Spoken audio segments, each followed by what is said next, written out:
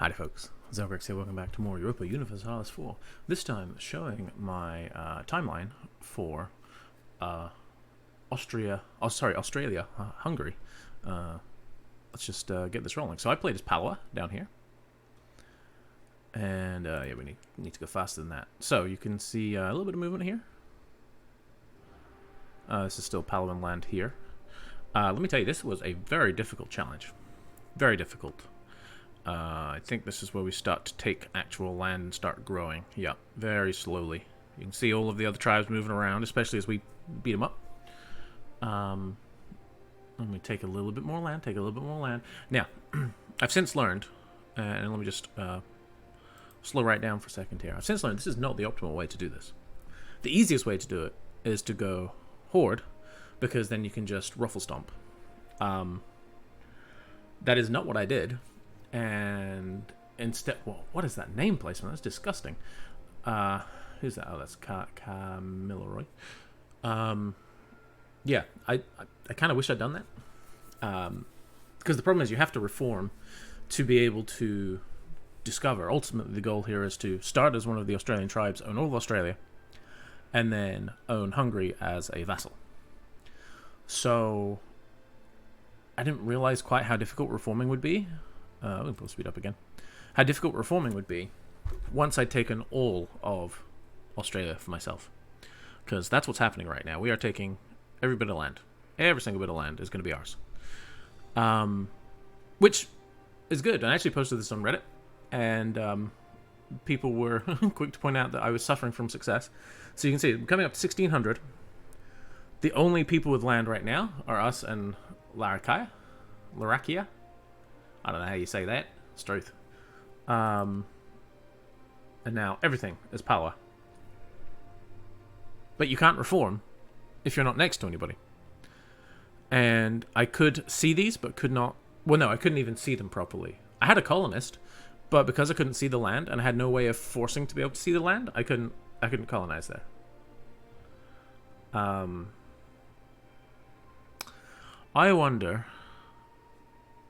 I wonder if I could have got a conquistador and got him over there.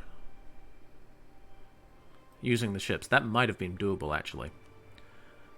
But anyway, so I got to 1616, which is when I went to Reddit and I said, what am I supposed to do? You know, I'm light years behind on tech.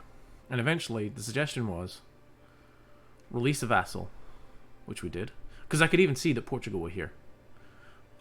Release a vassal and maybe hope that they dev up. That didn't work.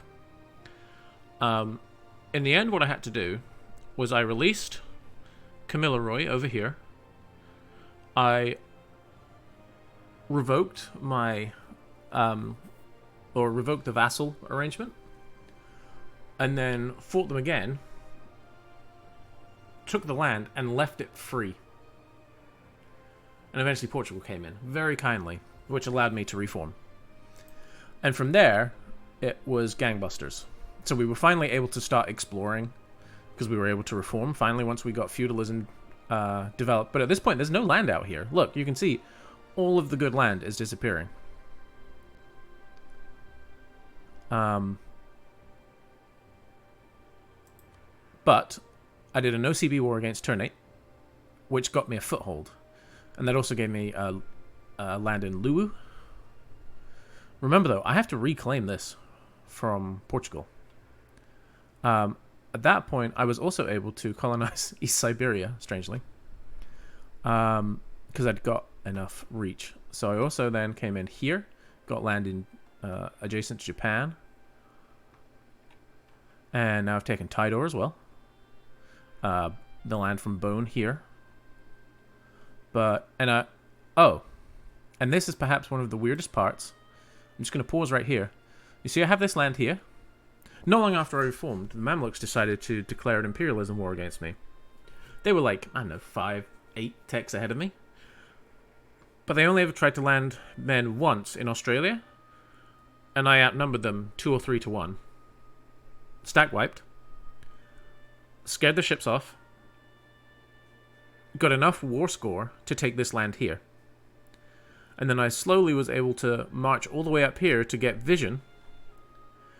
And the only bit of land that was Hungarian core, that wasn't owned by the Ottomans, by far the world's greatest power, was Nitra.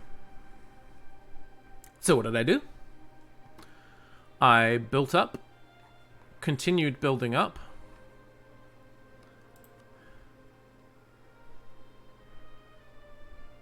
I kept going. Eventually, I'm pretty sure, I branched out over into North America here. Yep, there we go. War against Pacifico Norte and French Cascadia. And Ainu here. And soon enough, war against Portugal. So we only have 20 years left here of game.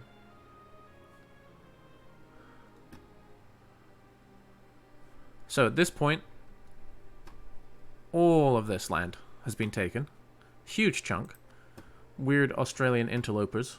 Land has finally been taken back from Portugal, including extra land here. So all of the Spice Islands over here are taken, as well as much of Sulawesi. And finally, order has been restored here. So, what do we do with that? Well, I'll tell you what we did. We built up again. Shipped over 60,000 men into the Red Sea. Marched right through our friend, they weren't our ally, but our friend, the Ottomans, and declared war on Nitra. And took Nitra, Memmingen, and Luxembourg as Palawan land. Because I made sure I took the... So, I had imperialism, and I had the ignore coring range. And then, it's as simple as releasing Hungary. A revolutionary Hungary, no less. Because why not? So there you go. And that is how we got Australia-Hungary. Simple as that. Very strange gameplay. Very strange. Oh, and you can see in the end we actually did get a bit more strength over here. I turned my Malacca into my primary node and tried to just move as much power into there as we could. But, I mean, what is this world? Ming absolutely imploded to the point where it's divided up into Shun, which has the lion's share, I think you could say. Wu. This isn't independent, I think. How do I exit the timeline? Are these guys independent? Yep, 100% independent. Tungning. Chagatai have this huge swath of China. Big Siam. Deccan formed and was pretty successful. You can see Majapahit did a very good job over here, and are currently fighting back revolutionary Castile, who never formed Spain. I still can't see most of Europe. I can see the bits that matter to me. Big Lubeck. Landshut is the emperor, I believe. Oh, and look at these great powers. Okay, there's revolutionary Great Britain. Oh, they weren't anymore.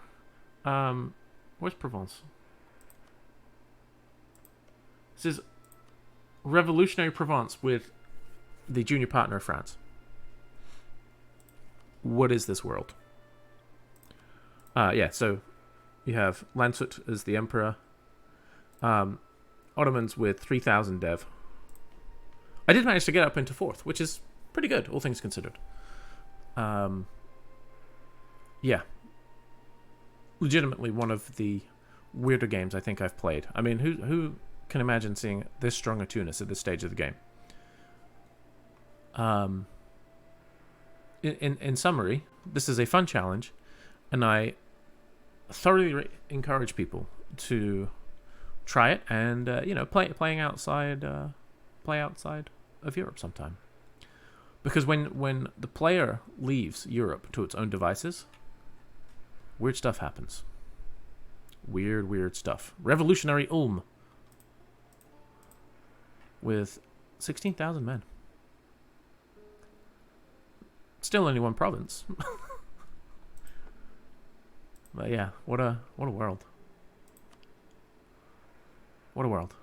Thank you for watching, everybody. If you enjoyed, give the video a like, subscribe if you are not already, and you should see links to some of my other videos, including my very successful French run. I'll see you next time. Bye-bye.